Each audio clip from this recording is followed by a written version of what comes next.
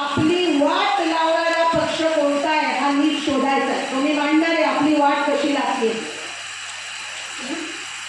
आदिवासी समाज या देशाचा भूमिपुत्र आहे, भूमिकन्या आहे, बरोबर आहे. जंगलचा राजा आहे. आदिवासी का म्हटलं जातं? आदी याचा अर्थ या भूमीवरची पहिली माणसं. आपण आहोत का नाही? जंगलचा राजा आहोत का नाही? पण आपलं जंगल काढून घ्यायला निघालं. आपल्याला जंगलावर हक्क मिळाला पाहिजे म्हणून संघटनेने गेली कित्येक वर्ष मोठा झगडा केला.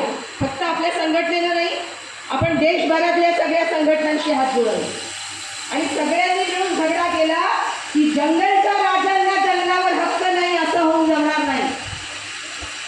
आणि आपण दिल्लीला जाऊन मोठं आंदोलन महिना बसलोय. तुमच्यापैकी कोणी कोणी दिल्लीला आलेत का नाही? मोर्चाला आले, दिल्लीला आलेले जरा लोकांनी जरा हात वर करा. लोकांनी कधी दिल्लीला आले का नाही?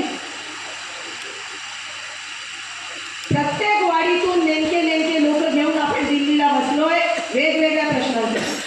पण या जंगलाच्या प्रश्नासाठी आपण बसलो आणि त्यावेळेचे पंतप्रधान मनमोहन सिंग यांच्या बरोबर आपली मोठी मीटिंग झाली आणि त्या मीटिंगमध्ये आपण हे बजावून सांगितलं की या भूमीमधल्या पहिल्या मानवाला, ज्यांना आपण आदिवासी म्हणतो, इथले जंगलचे राजे म्हणतो, त्यांना जंगलावर हक्क नसणं हा ऐतिहासिक अन्याय.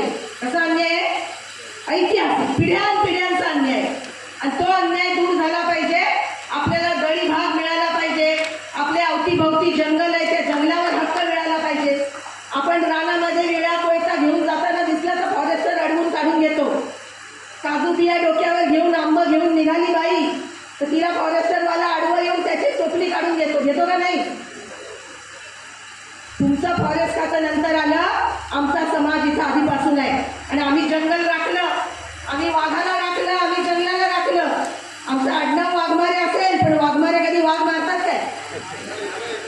वाघमारे कितीतरी वाघमारे असतील, वाघमारेंना कधी वाघ मारलाय? वाघ आपला देव आहे. वाघाला आपण पुजतो, आपण जंगलाला पुजतो, आपण वाघाला पुजतो, आपण नदीला पुजतो, आपण सूर्यदेवाला पुजतो. हा सगळ्या निसर्गाला पूजत आपण आलो. त्याच्याशी कसं जोडायचं, त्याच्याशी नातं कसं जोडायचं, जंगल कसं राखायचं हे आदिवासी समाजाला जेवढं समजतं तेवढं फॉरेस्टला पण समजत नाही. फॉरेस्ट डिपार्टमेंट येतं परवाने द्यायला, इथं कारखाना यायचा आहे फॉरेस्ट तोडा, हायवे यायचा आहे फॉरेस्ट तोडा, धरण यायचं आहे फॉरेस्ट तोडा. आदिवासींनी जंगल जेवढं तोडलं नसेल त्याच्यापेक्षा कितीतरी पटींनी जंगल कॉन्ट्रॅक्टरनी, कंत्राटदारांनी, बिल्डरनी, फॉरेस्ट विभागाने सुद्धा जंगल तोडलेलं. आदिवासीला माहिती आहे जंगल राखायचं कसं.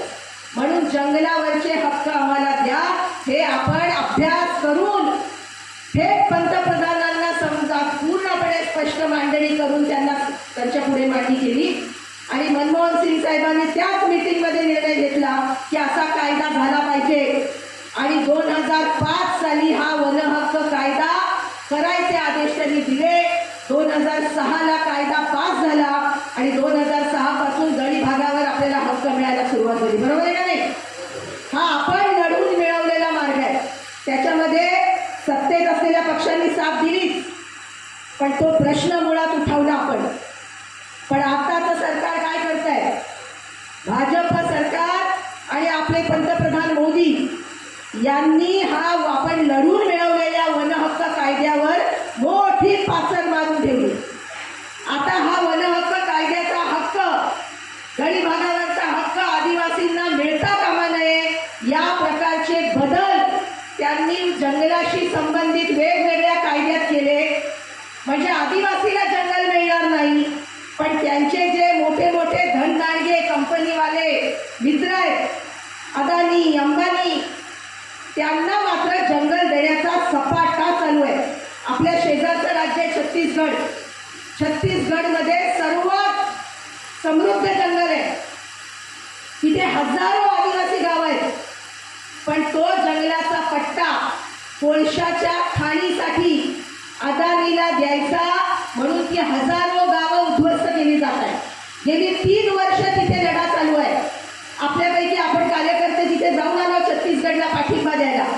एकदम लढाऊ न घाबरणारी लोक तिथं बसली आहेत, बाया बसली आहेत, पुरुष माणसं बसली आहेत, तिथं लहान पोरं बसली आहेत, आंदोलन चालू आहे.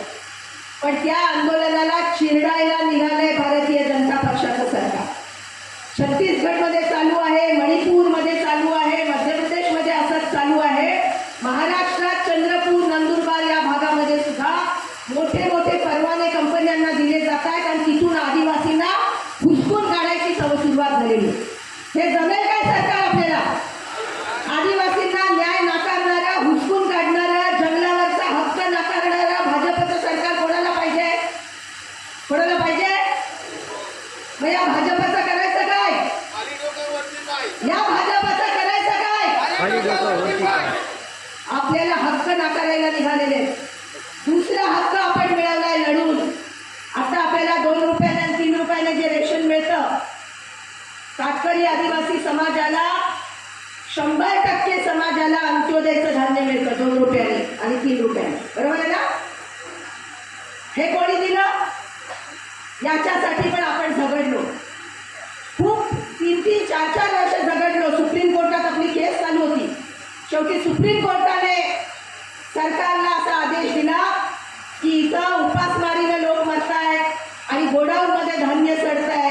ही परिस्थिती सोडवायला अन्न सुरक्षा कायद्यासारखा कायदा करा. आणि मग 2013 साली, म्हणजे मोदी यायच्या आधी झालेला कायदा आहे. तर तुम्ही दुकानात जाता तेव्हा काय म्हणता? मोदीचं धान्य आलं बोलता का नाही? मोदीचा शिधा आलाय बोलता? तो मोदीचा शिधा नाही आहे, तो आपण लढून मिळवलेला अन्न सुरक्षा कायदा आहे. आणि तो याच्या आधीच्या सरकारने केला आहे, मोदींच्या सरकारने केलेला कायदा नाही. 2013 साली झालेला कायदा आहे, ज्याच्यामुळे आपल्याला रेशन मिळतं. आता निवडणूक तोंडावर आली तशी त्यांनी थोडे 2-3 महिने तो फुकट केला. आता फुकट मिळतोय ना? तर तो फुकट कोणाच्या पैशातून मिळतोय? पैसा आपलाच आहे, आपल्यासारख्या जनतेच्या खिशातून काढलेला पैसा आहे. मोदींनी स्वतःच्या खिशातून काढलेला पैसा नाही.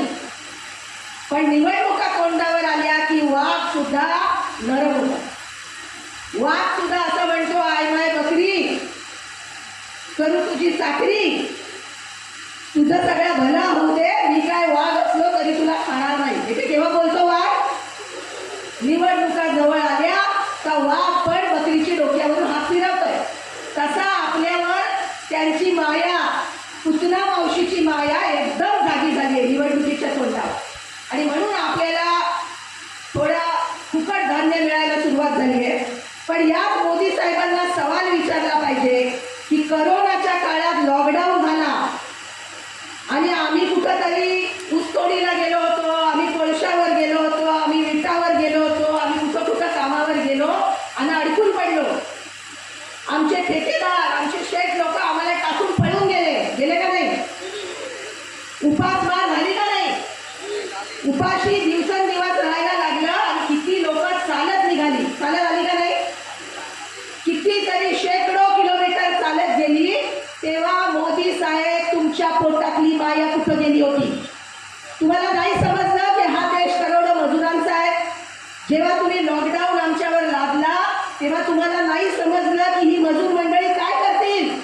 ज्यांना काम करायला, ज्यांचा पोट आपल्या हातावर आहे, आज काम करू तर संध्याकाळी जेवण ताटात येईल, अशी ज्यांची परिस्थिती आहे, असे करोडो कष्टकरी लोक जगतील कसे? हा प्रश्न नाही पडला तुम्हाला?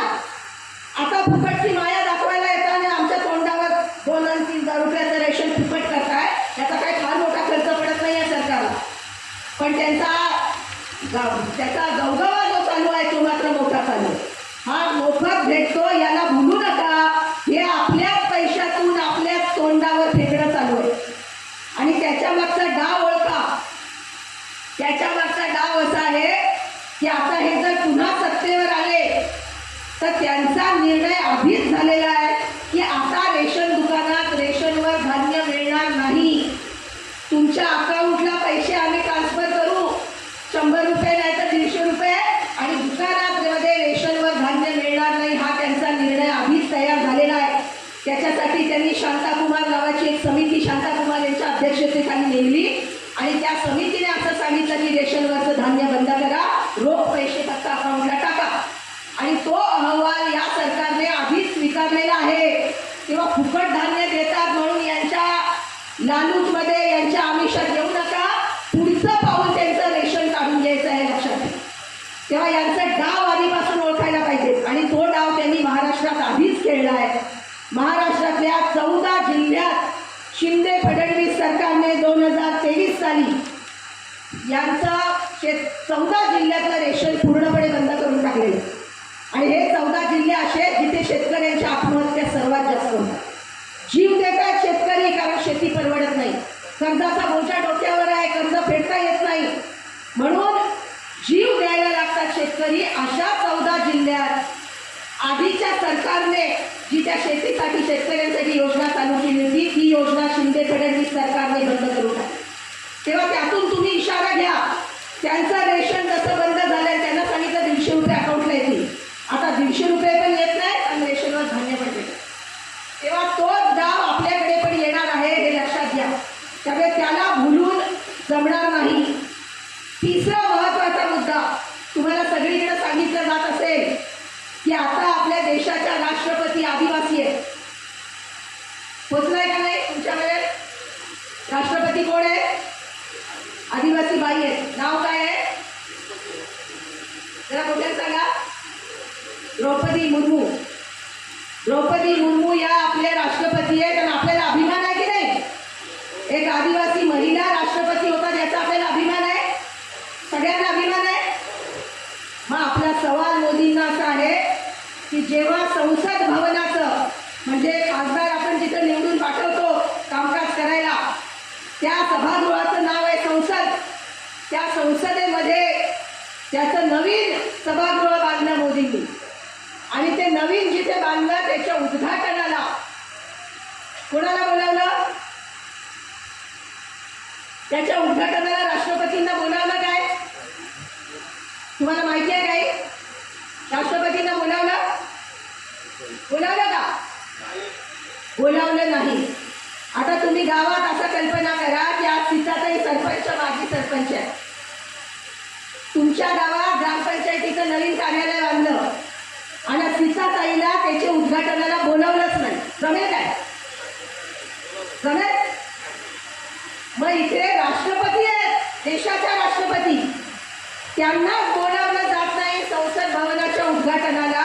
आपण सवाल विचारला पाहिजे या सरकारला, का बोलावलं नाही? त्या आदिवासी आहेत म्हणून बोलावलं नाही? त्या बाई आहेत म्हणून बोलावलं नाही? का बोलावलं नाही? त्यांचा मान का राखला गेला नाही? आणि आपल्या आदिवासी समाजाच्या प्रत्येक बांधवाच्या मनातून हा सवाल उठला पाहिजे की आमची आदिवासी बहीण राष्ट्रपती आहे याचा आम्हाला अभिमान आहे, पण त्यांना जर तुम्ही बोलवत नसाल संसदेच्या उद्घाटनाला सुद्धा तर तो समस्त आदिवासी समाजाचा अपमान आहे का नाही? आणि तो फक्त आदिवासींचा नाही, सर्व भारतीय समाजाचा, सर्व नागरिकांचा आहे. कारण असं हे चालणार नाही, या प्रकारचे भेदभाव चालणार नाही. हे आपण ठासून सांगण्याची गरज आहे. आणि त्याबरोबर आणखीन एक सवाल विचारायला पाहिजे की जागोजागी आदिवासींचं जंगल काढून दिलं जात आहे. मणिपूरमध्ये असाच गाव शिजतोय आणि तिथे 2 जमातींमध्ये त्यांनी झुंज लावून दिलेली आहे. मणिपूर नावाचं राज्य धुमस्त आहे. तिथे काही महिन्यांपूर्वी मोठ्या प्रमाणात जे अत्याचार घडले त्यामध्ये 2 आदिवासी स्त्रियांना संपूर्ण कपडे काढून त्यांची भिंड काढण्यात आली, त्यांच्यावर बलात्कार झाले. पण आपले पंतप्रधान त्याच्याबद्दल एक शब्द बोलायला तयार नाही. टीव्हीवरून सारखी मन की बात बोलणारे आपल्या आदिवासी भगिनींची विटंबना होते, अपमान होतो, अत्याचार होतात, त्याच्याबद्दल एक शब्द बोलत नाही. हे आपल्याला चालेल काय? या सगळ्या गोष्टींचा हिशोब दिला पाहिजे असा इशारा आपण या आजच्या मेळाव्यातून आज सत्तेत असलेल्या भारतीय जनता पक्षाला देतो. आणि त्यांना हे सवाल विचारतोय की याच्याबद्दलचे निर्णय तुम्ही घेतले नाही, याबद्दल बोललं नाही.